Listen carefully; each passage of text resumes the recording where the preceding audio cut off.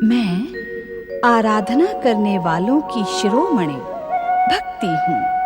मैं आराधना करने वालों को भक्ति का स्वर प्रदान करने वाली पूजा हूँ। श्री गणेश के बार बार सावधान करने पर भी जब क्रोधी और परमवीर परशुराम गुफा द्वार से नहीं हटे, तब श्री गणेश ने बल प्रयोग किया। शिव नामी प्रहार के कारण श्री गणेश ने मस्तक झुका दिया और उनका बायां दांत टूट गया। देवी पार्वती के क्रोध से सारा संसार भयभीत हो उठा। एक दंत श्री गणेश की, गौरी पुत्र श्री गणेश की, एक दंत श्री गणेश की, गौरी पुत्र श्री गणेश की, एक दंत श्री गणेश की, गौरी पुत्र श्री गणेश की, एक दंत श्री गणेश की, गौरी पुत्र श्री गणेश की। नमो नमो नमो शिवाय। मेरे आराध्य भगवान शिव शंकर, शक्ति स्वरूपा माता पार्वती की कृपा तथा भ्राता श्री गणेश की शुभकामना से मैं अपराध मुक्त हुआ। भोलेनाथ, आपकी कृपा के कारण ही ये सब संभव हुआ है। हमारे कारण कैसे परशुराम? जब देवी पार्वती का क्रोध चरम सीमा पर था, तब हम वो स्थान ही छोड़कर चले आए थे। नारायण नारायण नारायण, श्रीमन नारायण नारायण नारायण, नारायण नारायण। अग्र पूजा के अधिकारी श्री गणेश को प्रणाम। ओम नमः शिवाय। प्रणाम माता पार्वती। प्रणाम महर्षि परशुराम। प्रणाम। इतनी शीघ्र तुम्हारे कैलाश आने का हमें तो कोई विशेष कारण दिखाई नहीं पड़ता नारद। नारायण नारायण महादेव, जब से मैंने गजानन श्री गणेश की मनमोहक छवि के दर्शन किए हैं, तब से मेरा मन बार बार इन्हीं मनमोहन को देखने को करता है। इसी कारण मैं नारायण नारायण। देवर्षि, आपने मुझे कैलाश पर किसी विशेष घटना का संकेत तो दिया था, किंतु ये क्यों नहीं बताया कि गौरी पुत्र गजानन श्री गणेश कैलाश में प्रकट हो चुके हैं? देवर्षि, यदि आप मुझे उसी समय श्री गणेश के प्रकट होने का ज्ञान करवा देते, तो मैं भला श्री गणेश से संघर्ष करने का साहस क्यों करता? संघर्ष? नारायण नारायण। हाँ देवर्षि, संघर्ष। आपने परशुराम को इसी कारण शिवाराधना से जगाया कि इनके और श्री गणेश के मध्य संघर्ष हो, जिससे श्री गणेश एक दंत बन जाए। नारायण नारायण महादेव, मैंने तो श्री परशुराम जी को गजानन श्री गणेश के दर्शन करने की प्रेरणा दी थी। तुम्हारा कथन यदि सत्य है नारद, तो तुमने इन्हें श्री गणेश के विषय में क्यों नहीं बताया? पिताश्री, देवर्षि नारद ने जो भी किया, उसमें नारदीय लीला कम, अपितु परमदेव श्री महागणेश की इच्छा अधिक थी। अतः इसमें इनका तनिक भी दोष नहीं है। इन्हें क्षमा कर दीजिए पिताश्री। एक दंत श्री गणेश, हम नारद के स्वभाव को भलीभांति जानते हैं। इनके हर कार्य में दूसरों को सुख पहुंचाने की भावना प्रबल रहती है। इसी कारण हम त्रिदेवों त्रिदेवियों की कृपा और क्षमा प्राप्त रहती है इन्हें सर्वदा। नारायण नारायण। आप धन्य हैं श्री गणेश, आप धन्य हैं। संकट के समय आपने अपने भक्तों की रक्षा करके अपना विश्ववरदाय नाम सार्थक कर दिया। बोलिए एक दंत विश्ववरदाय गजानन श्री गणेश की जय। एक दंत विश्ववरदाय गजानन श्री गणेश की जय। अब आप यहाँ से किस ओर प्रस्थान करेंगे देवर्षि नारद? स्वामी, आपने अपने परम भक्त नारद को कभी अपना अतिथि तो बनाया नहीं। अतिथि बनाने के स्थान पर आप इनसे प्रस्थान के विषय में क्यों पूछ रहे हैं? नारायण नारायण माता, भोलेनाथ ने मुझे उचित समय पर संकेत दिया है। मैं यहाँ से अपने गुरु देवगुरु बृहस्पति के दर्शनों के लिए स्वर्गलोक जाने के लिए सोच ही रहा था। आप सभी के एक साथ दर्शन पाकर मैं कृतार्थ हुआ। ओम नमः शिवाय।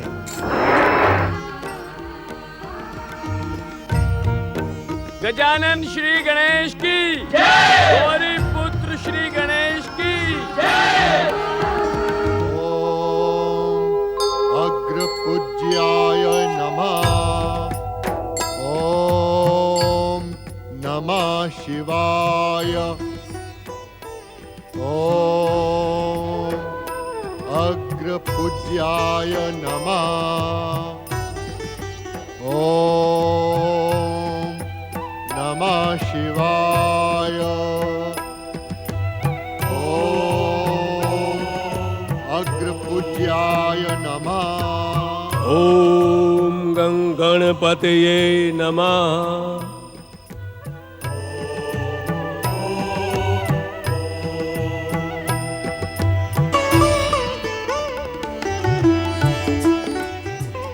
मेरे मित्र वामदेव, मैं कब से तुमसे मिलने के लिए आतुर था। लगभग हर दिन यही सोचा करता था कि अवसर आने पर तुम्हारे आश्रम जाकर तुमसे भेंट अवश्य करूंगा। देवगुरु बृहस्पति, अब तक तो केवल सुना ही था, किंतु आज देख भी लिया।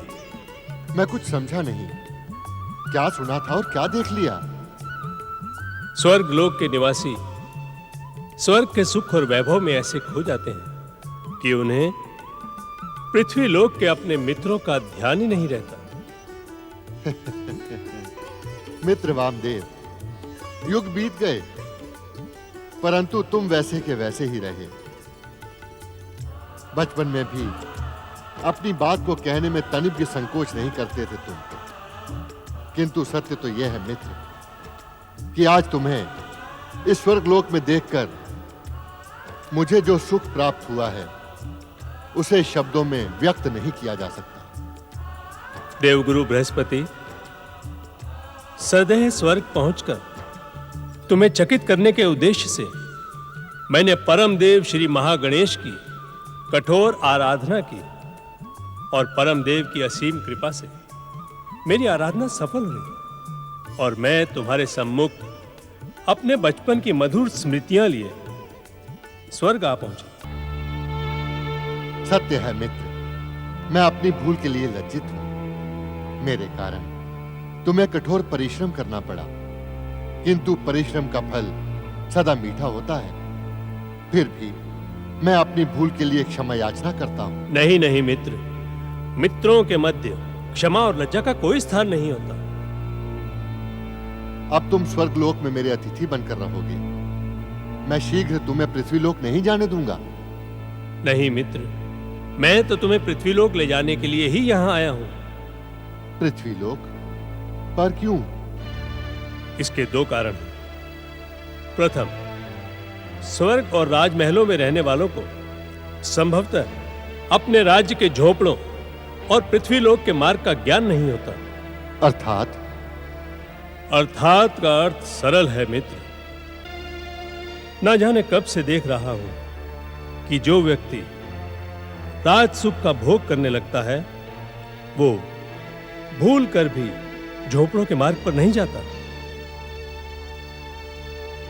मित्र वामदेव, मैं अपनी भूल की क्षमा याचना कर चुका हूं। मैं भूल का स्मरण नहीं करवा रहा हूं, जो देखा है वही कह रहा हूं कि झोपड़ों से तो हर मार्ग राजमहलों की ओर जाता है, किंतु राजमहलों से कोई भी मार्ग झोपड़ों की ओर नहीं जाता। और दूसरा कारण भी सुन लो। अवश्य। दूसरा कारण है मेरा भय। भय? पर क्यों?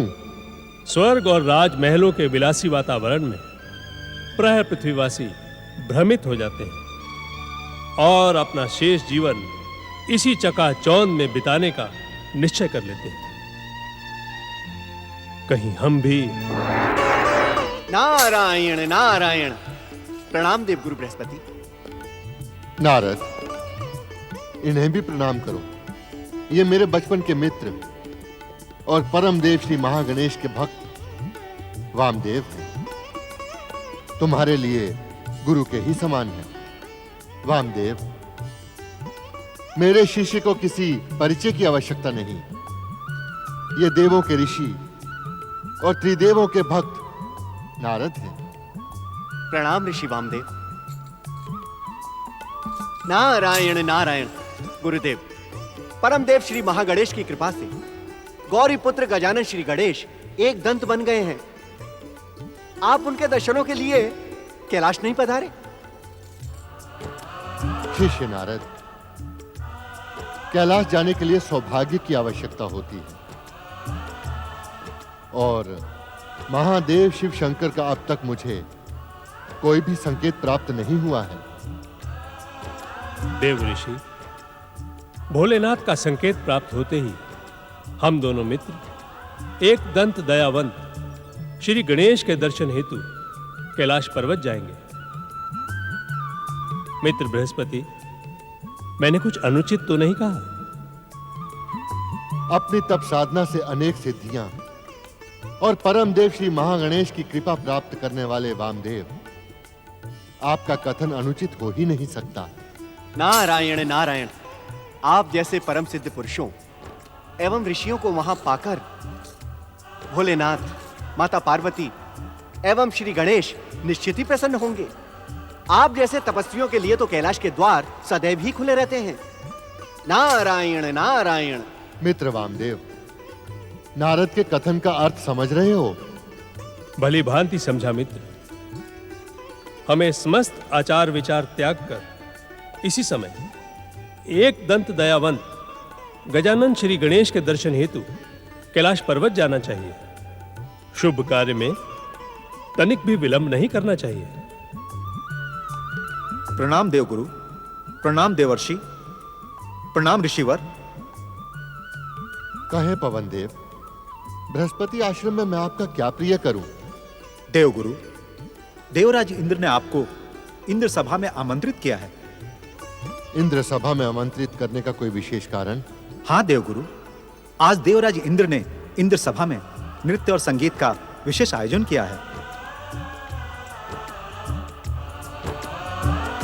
ऋषिवर, आप भी नृत्य और संगीत का आनंद ले। मित्र वामदेव, इंद्र सभा चलने के बारे में क्या विचार है? देवगुरु बृहस्पति, आप इंद्र सभा जाएं और मुझे पृथ्वीलोक लौटने की आज्ञा दें, क्योंकि एक बार आपके साथ कैलाश जाने का निश्चय करके मैं अकेला नहीं जाऊंगा। जाओगे तो तब जब मैं तुम्हें जाने दूंगा। मैं इतने शीघ्र तुम्हें स्वर्गलोक से जाने नहीं दूंगा। अभी तो तुम मेरे साथ इंद्र सभा चलो। वहां पर अप्सराओं का नृत्य और गंधर्वों का संगीत तुम्हारा मन मोह लेगा। देवगुरु, मुझ तपस्वी का संगीत और नृत्य से क्या संबंध? संबंध नहीं है तो हो जाएगा। तुम चलो तो सही। मित्र, कैलाश पर्वत जाने का निश्चय करने के पश्चात संगीत और नृत्य की सभा में जाना क्या उचित होगा? उचित और अनुचित का विचार हम बाद में कर लेंगे। अभी चलो। नारद, आज्ञा करें गुरुदेव। तुम भी हमारे साथ इंद्र सभा चलो। नारायण नारायण। जैसी आपकी आज्ञा गुरुदेव। मैं कुछ समय इंद्र सभा में ही बिता लेता हूं। नारायण नारायण। आओ चलें।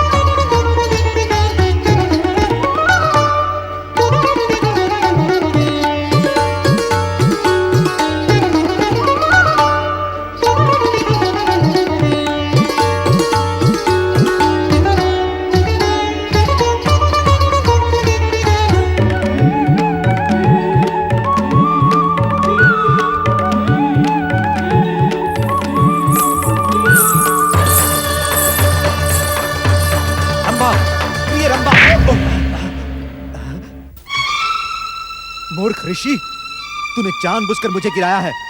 तुझसे मेरा और रंभा का प्रेम देखा नहीं गया। वाचाल गंधर्व, ये क्या कह रहा है तू? सत्य कह रहा हूं मैं। तू स्वयं रंभा के प्रति आकर्षित था। इस आयु में भी तेरी वासना ने तेरा पीछा नहीं छोड़ा। धिक्कार है तुझ पर। मूल बुद्धि गंधर्व, तू हमारा अपमान करके अपने सर्वनाश को आमंत्रित कर रहा है। नहीं नहीं मित्र, क्रोध ऋषियों की शोभा नहीं होता। इसे क्षमा कर दो। ये मुझे क्या क्षमा करेगा? इसने मुझे भरी इंद्र सभा में लज्जित करवाया है। इसकी ईर्ष्या मेरे और रंभा के प्रेम को देख न सकी। मित्र बृहस्पति, क्या अपमान करवाने के लिए ही हमें इंद्र सभा में लेकर आए थे?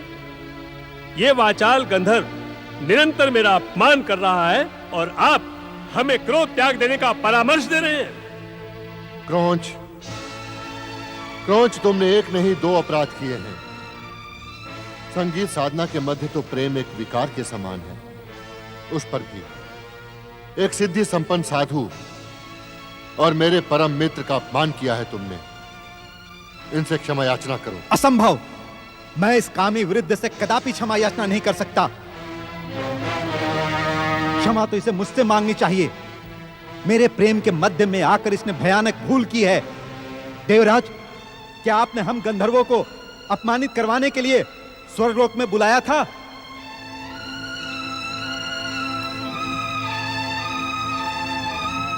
हमारे मित्र वामदेव से क्षमा मांगो क्रौंच, अन्यथा परिणाम अनर्थकारी होगा। मुझे अनर्थकारी परिणामों का भय ना दिखाएं देवगुरु। यदि इस वृद्ध ने मुझसे क्षमा याचना ना की तो परिणाम आप सबके हित में भयानक होगा।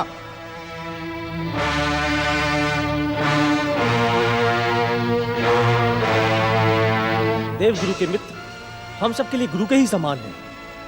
क्रौंच ने उनका अपमान करके अनुचित कार्य किया है। पवन देव, आप देवगुरु का अनुचित पक्ष ले रहे हैं। संगीत के इस महान कलाकार और इसकी महान प्रस्तुति के सम्मुख तो स्वयं देवगुरु बृहस्पति को इनसे क्षमा याचना करनी चाहिए। सूर्यदेव, ये आप क्या कह रहे हैं? ऋषियों का आदर करना तो हर जीव का निर्धारित कर्तव्य है। नारायण नारायण। क्रौंच, महान तपस्वी वामदेव से क्षमा याचना करके तुम अपने सौभाग्य में वृद्धि ही करोगे। मेरा सौभाग्य इन जैसे व्यक्तियों पर आधारित नहीं है। देवराज इंद्र, आप इस वृद्ध से कहें कि हमसे क्षमा मांगे, अन्यथा हम गंधर्व अपने अपमान का प्रतिशोध आप देवताओं से लेंगे। आप बिना कारण ही तर्क को कुतर्क और वाद को विवाद बना रहे हैं क्रौंच। सावधान देवराज इंद्र, आप भली भांति जानते हैं कि स्वर्ग और पृथ्वी लोक के मध्य गंधर्व लोक स्थित है और हम गंधर्व देवताओं का पृथ्वी लोक पर जाना रोक देंगे और देवताओं के लिए पृथ्वी लोक पर होने वाले यज्ञों को हम नष्ट भ्रष्ट कर देंगे। सीमा को लांघने का दुस्साहस मत करो क्रौंच, अन्यथा परिणाम तुम्हारा सर्वनाश होगा। सर्वनाश किसका होगा, इसका निर्णय समय करेगा। तुम ऋषियों के स्वभाव से हम गंधर्व भली भांति परिचित हैं। तब साधना में लीन रहते हुए भी तुम अप्सरा और गंधर्वों के संगीत नृत्य को देखकर बाबरे हो जाते हो।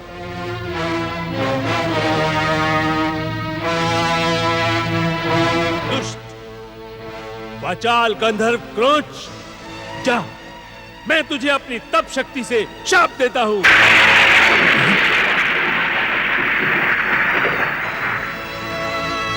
जा, तू गंधर्व लोक और समस्त दिव्य लोकों से पतित होकर पृथ्वी लोक पर जाकर मूषक बन जा। जा!